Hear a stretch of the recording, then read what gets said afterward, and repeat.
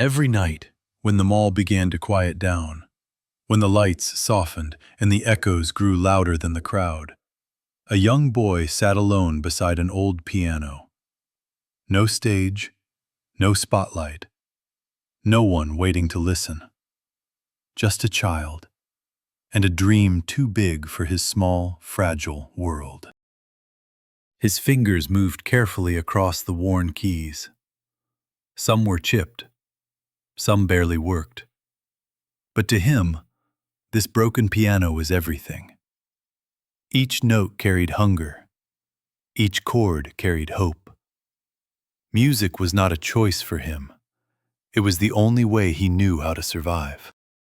If you looked closely at his face, you could see more than focus. You could see pain, mixed with innocence. He wasn't playing to impress anyone. He was playing because, for a few moments, music made him forget how lonely the world could be. The mall was wide and bright, but somehow, he felt smaller than ever. Surrounded by walls of glass and luxury, he remained invisible. A child with talent, standing in a place that had no idea who he was. People walked past him every day. Some were busy, some were tired. Some simply didn't care. They heard the sound, but never truly listened. To them, he was just background noise. A few coins would fall into a small box near the piano. Not as appreciation, but as sympathy. Enough for a piece of bread. Enough to get through one more night. The boy never complained. He was grateful for even that. But one evening, something changed. Among the rushing footsteps, one man stopped. He didn't check his phone. He didn't look away. He stood still and listened. The man heard more than music. He heard discipline. He heard emotion. He heard a rare gift hiding behind poverty. As a professional musician himself, he knew this talent was not ordinary. And he knew it could not be ignored. Instead of applause, the man offered something warmer, a bowl of hot soup. They sat together and talked about life, about music, about dreams that felt impossible. That night, the man made a quiet promise. I will help you. You don't have to do this alone anymore. Days later, the man invited the boy to his home. And there it was, a brand new piano, shiny, perfect, waiting just for him. The boy froze, his eyes filled with tears. For the first time in his life, someone believed in him without hesitation. The man didn't just teach notes and technique.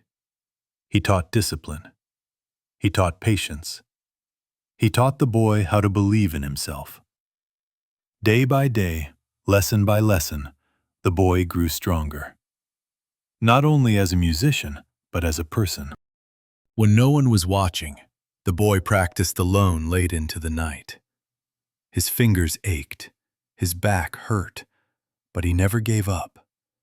Because this time, his dream was no longer his alone. Someone was counting on him. His first performance was on a small stage. The lights were dim, the audience was small. But when he played, the room fell silent. For the first time, people weren't walking past. They were listening. Years later, the boy stood on the world's biggest stages. Thousands of people. Endless applause. His name echoed across concert halls and cities. He had become one of the greatest pianists of his generation. But success never erased his past. On one special night, he invited the man who changed his life to the stage. Side by side, teacher and student played together. Not as mentor and child anymore, but as equals. After the final note, the young man turned, bowed deeply, and whispered the words he had carried for years. Thank you for saving me. In his mind, he saw it all again. The cold mall, the broken piano, the coins on the floor, and one man who chose to stop and listen.